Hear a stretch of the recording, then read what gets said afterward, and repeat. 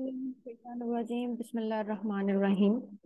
मेरा नाम है एडवोकेट मोमिना शहजीम और मेरा ताल्लुक है फैसलाबाद बार से। आज जिस टॉपिक पे मैं बात करना चाहती हूँ, बेसिकली वो हमारा टॉपिक रियल एस्टेट के हवाले से है। और जिस तरह से हम ये चीज़ जानते हैं कि हमारे मुल्क के जो हालात वाक़यात हैं, अगर आप अपनी जो मनी है, अपने जो पैसे हैं, वो सिर्फ बैंक्स के अंदर सेविंग्स के पर्पज से रखते हैं तो वो इतना आपको फायदा नहीं देते। उसकी रीजन ये है कि टाइम बाय टाइम जिस तरह से वक्त गुजर रहा है, हमारी जो मनी है, हमारी जो करेंसी है, ठीक है, वो डी वैल्यू एट हो रही है। तो जो चीज डी वैल्यू एट हो रही हो टाइम बाय टाइम, अगर फॉर एग्जांपल आपके पास 50 लाख हैं, तो वो दूर नहीं है कि उनकी सिर्फ जो कीमत है या उसकी जो वैल्यू है वो 10 लाख के करीब रह जाए। क्योंकि किसी भी चीज को वैल्यू देने के लिए या उसकी वैल्यू का तयन करने के लिए जो चीजें मद्देनजर रखी जाती हैं, वो किसी भी मुल्क के मुआशी हालात होते हैं। और हम इस चीज से आगाह हैं कि हमारे मुल्क के हालात किस चीज की तरफ जा रहे हैं। तो अब चीज ये आती है कि इन्वेस्टमेंट के पर्पज से हम इन्वेस्टमेंट किन जगहों पे कर सकते हैं। तो जब हम इन्वेस्टमेंट की बात करते हैं तो रियल एस्टेट का जो कॉन्सेप्ट है वो किसी भी तारुफ का मोहताज नहीं है। और ये एक ऐसा सेक्टर है जिसने हमारे मुल्क की तरक्की में काफी किरदार अदा भी किया है। और कहने का मकसद सिर्फ इतना है कि लोग इसकी तरफ रागिब होते हैं। लेकिन कानूनी लिहाज से जब आप प्रॉपर्टी की लेन देन करते हैं, सेल परचेज करते हैं, ट्रांसफर करते हैं उसको, तो मुल्क के कवानीन क्या कहते हैं और इसके साथ साथ आपको इस सिलसिला में किन चीजों को मद्देनजर रखना चाहिए कि आप रियल एस्टेट के बिजनेस में बड़े तहफ्फुज के साथ इस चीज को जो है वो कंटिन्यू कर सकें। तो आज का जो मेरा टॉपिक ऑफ डिस्कशन है वो यही है। सबसे पहले तो ये चीज आती है कि अगर हम प्रॉपर्टी की लेन देन की बात करते हैं तो जिस तरह से प्रॉपर्टी का फायदा है, ठीक है, लेन देन में, उसके रखने में, जो प्रॉपर्टी रखता है उसके पास, फिर वो जो आगे ट्रांसफर करता है उसके सिलसिला में, तो प्रॉपर्टी जो है वो एक इंसान की नीड है। और पैसे की निस्बत लोग इस चीज से भी प्रेफर करते हैं इसको कि ये डीवैल्यूएट नहीं होती। तो इस मकसद के लिए हमें रियल एस्टेट के सिलसिला में जिन जिन चीजों को मद्देनजर रखना चाहिए वो आज मैं आपके सामने रखूंगी। मैंने मेन पॉइंट इस चीज के नोट किए हैं ताकि आपको बेहतर तरीके से इस सिलसिला में गाइड किया जा सके। तो हम यहाँ पर एक कॉन्सेप्ट लेते हैं, हम इसको फॉर्मूला भी कह सकते हैं, एक बेहतरीन तरीकाकार भी कह सकते हैं। और इसको जो हम शॉर्ट एब्रिविएशन इसका यूज करते हैं वो OADD है। OADD क्या है? तो ये फार्मूला जो है ये आपको प्रॉपर्टी के किसी भी किस्म के फ्रॉड से महफूज रखता है। और ADD से मुराद है ownership, number one, number two approval, number three delivery, और नंबर फोर डिमांड। अब आप ये देख लें कि ये चीजें हमने इसके अंदर ऐड की हैं कि कौन कौन सी चीजें हैं जो कि हमारा जो OADD का कॉन्सेप्ट है उसके अंदर चीजें शामिल होती हैं। तो नंबर वन इसके अंदर आता है ownership, number two approval, number three demand, और नंबर फोर डिलीवरी।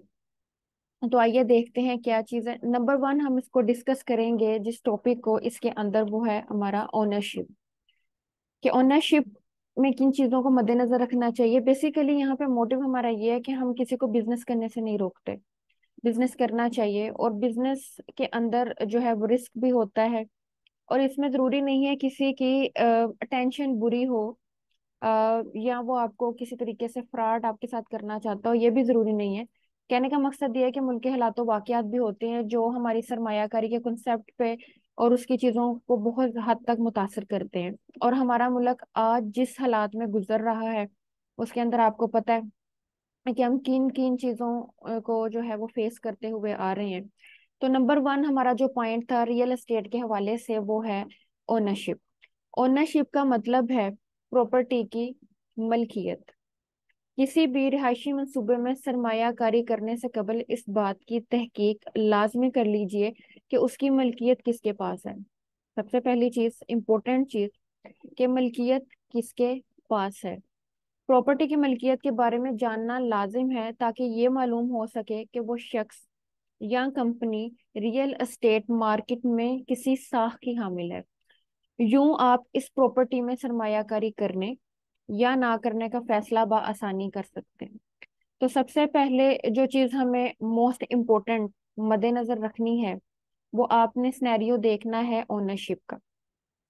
आप रियल एस्टेट के बिजनेस में इन्वेस्ट करना चाह रहे हैं या आपने पहली दफा कदम रखा है, तो आपने यकीनी तौर पर कुछ एहतियात बरत के उसके अंदर जो है वो इन्वॉल्व होना है।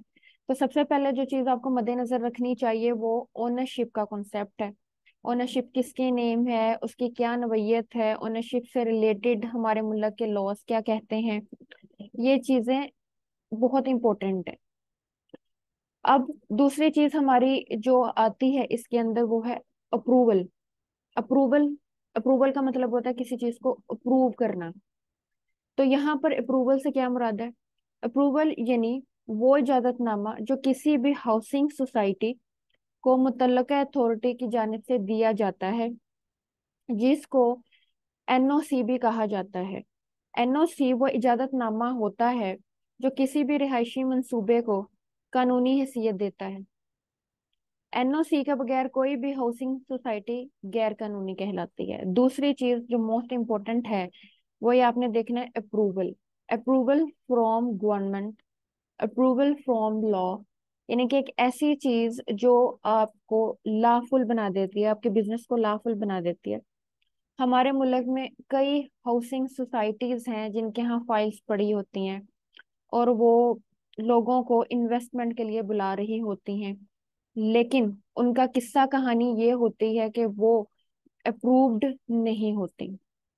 जो चीज गवर्नमेंट से अप्रूव्ड नहीं होती वो बेसिकली आज ना सही तो कल आपके लिए मुश्किल का बायस जरूर बनेगी, क्योंकि जब गवर्नमेंट जागेगी, जब लॉ एनफोर्सेबल होगा, तो उन्होंने उन चीजों को उसी तरीके से देखना है जिस तरह से वो देखते हैं और जो लॉ कहता है। तो बेसिकली ये चीज जरूरी है एक बायर के लिए। हम कानून में किस इस्तेलाह यूज करते हैं, केवियट एम्पटर। उसका मतलब होता है मुश्तरी होशियार बाश, यानी कि वो शख्स जो कि बायर है वो इन्वॉल्व हुआ इस चीज में। तो एक सेलर की निस्बत एक बायर को ज्यादा जो है वो होशियार होना चाहिए इन चीजों में। इसी लिहाज से एक पर्सन जो कि इन्वेस्टमेंट के लिए आया है, वट एवर के वो पार्टनरशिप की बुनियाद पर भी हो, तो इन चीजों को मद्देनजर रखना चाहिए।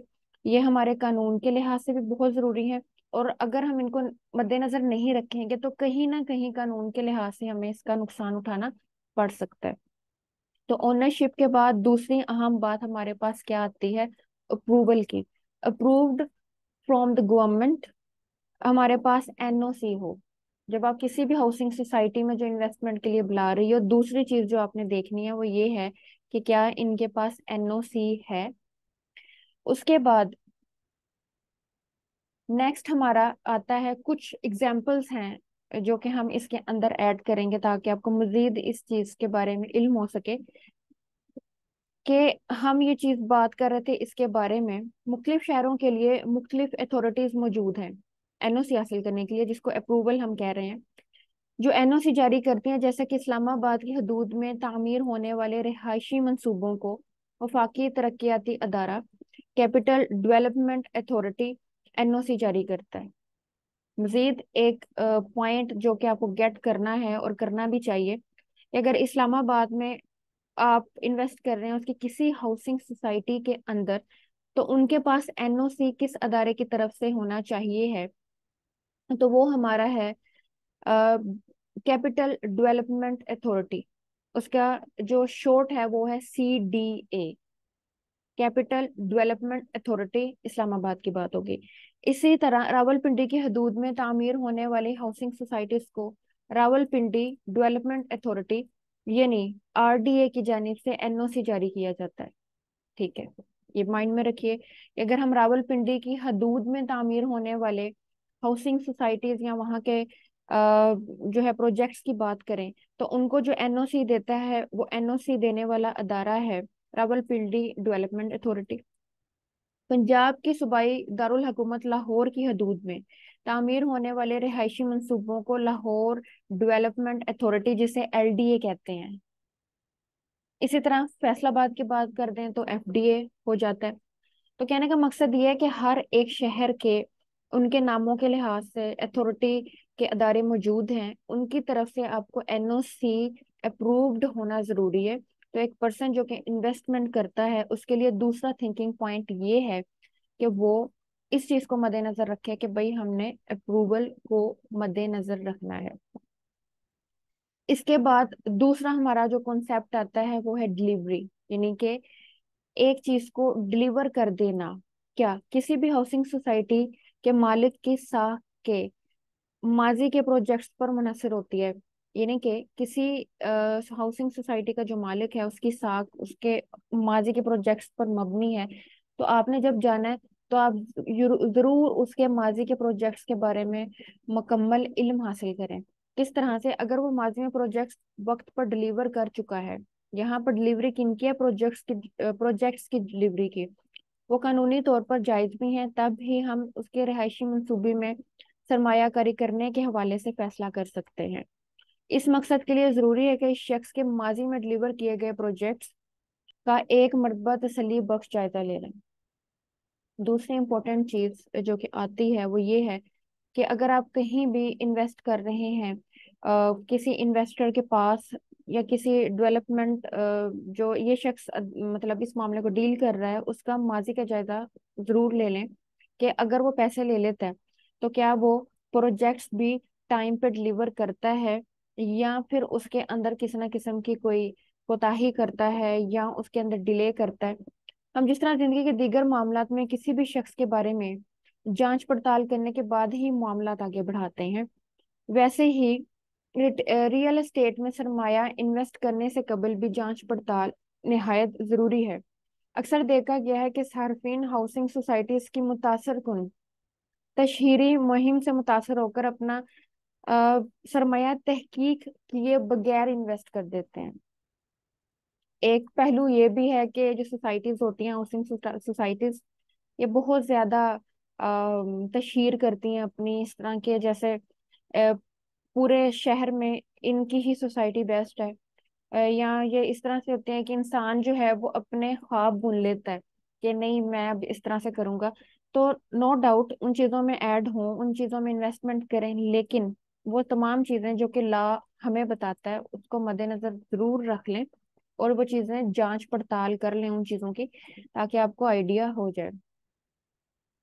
इसके अलावा अलावा अजीम किसी भी रिहायशी मंसूबे में इन्वेस्ट से कबल इस बात की भी तस्दीक कर लीजिए कि ये मंसूबा कब तक डिलीवर किया जाएगा।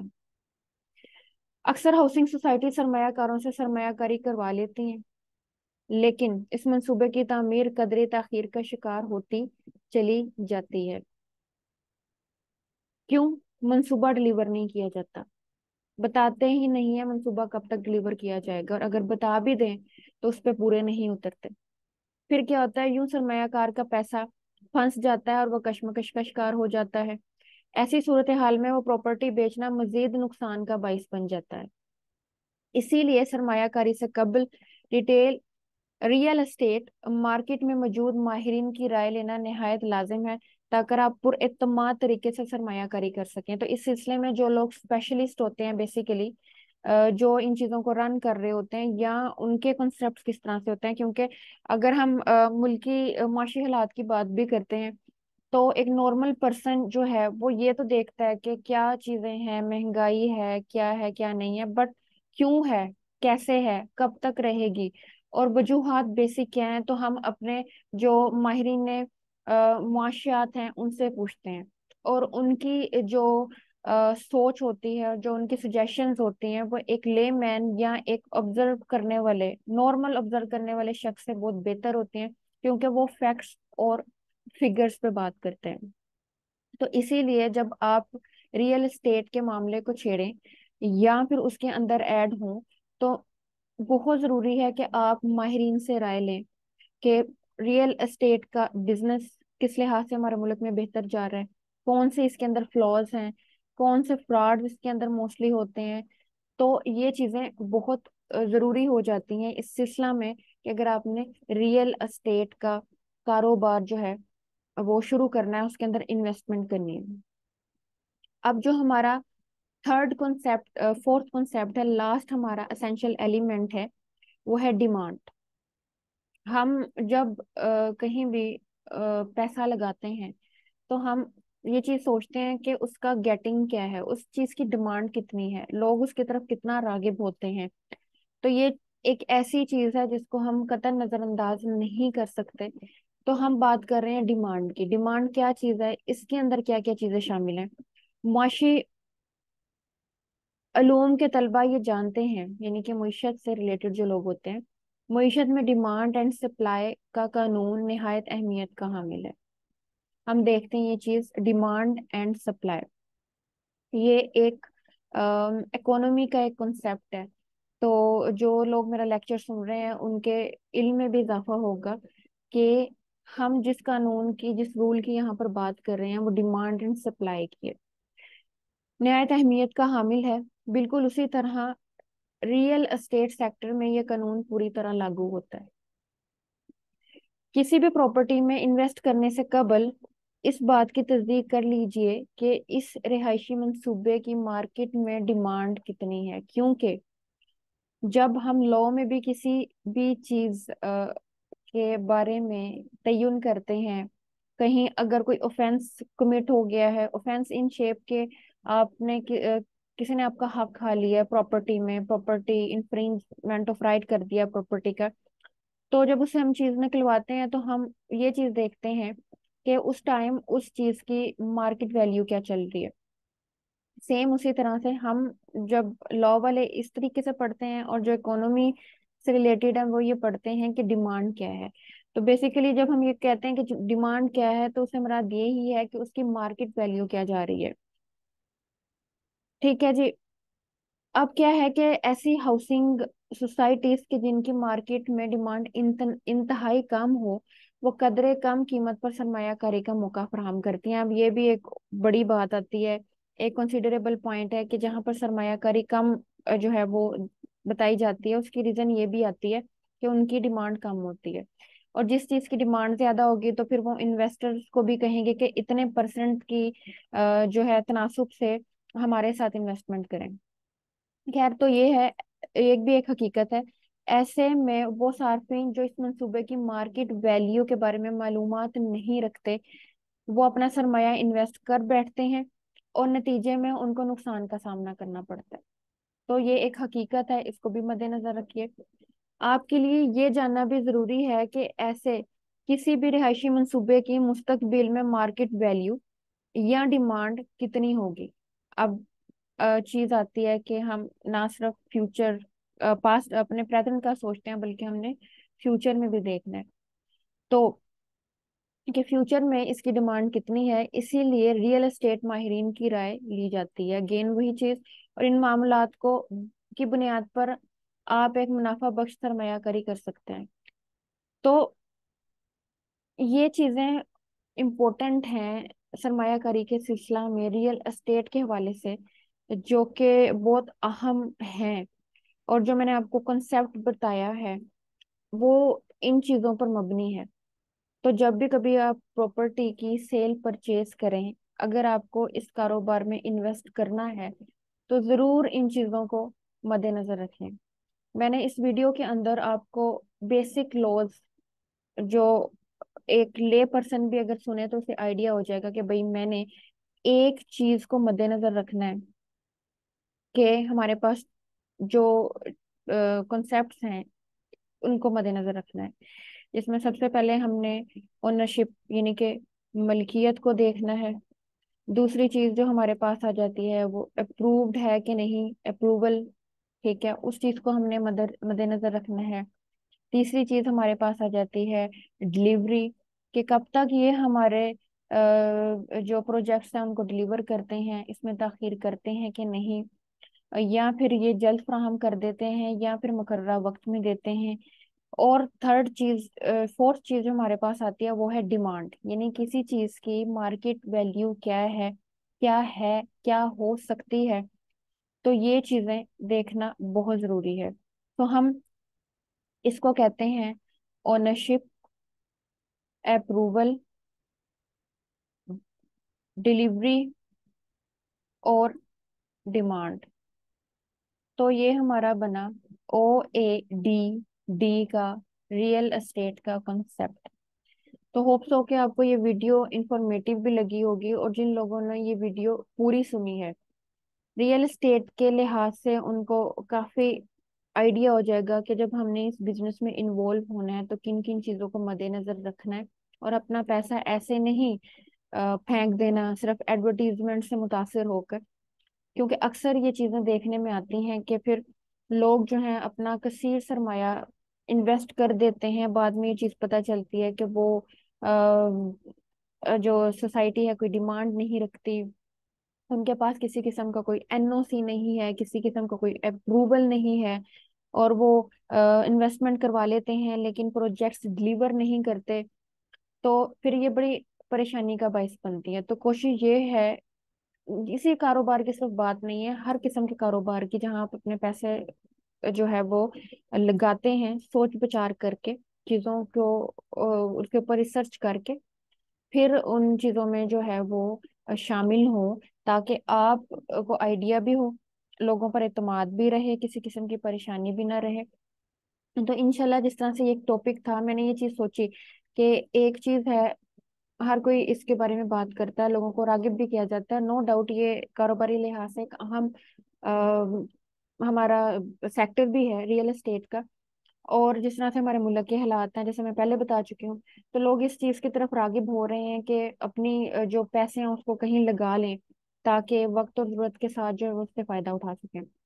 तो नेक्स्ट वीडियोस भी इस तरह के कॉन्सेप्ट्स पे मैं अपलोड करती रहूंगी। होप सो कि आपको ये वीडियो अच्छी लगी होगी। सो अस्सलाम वालेकुम वरहमतुल्लाहि वबरकातुहू।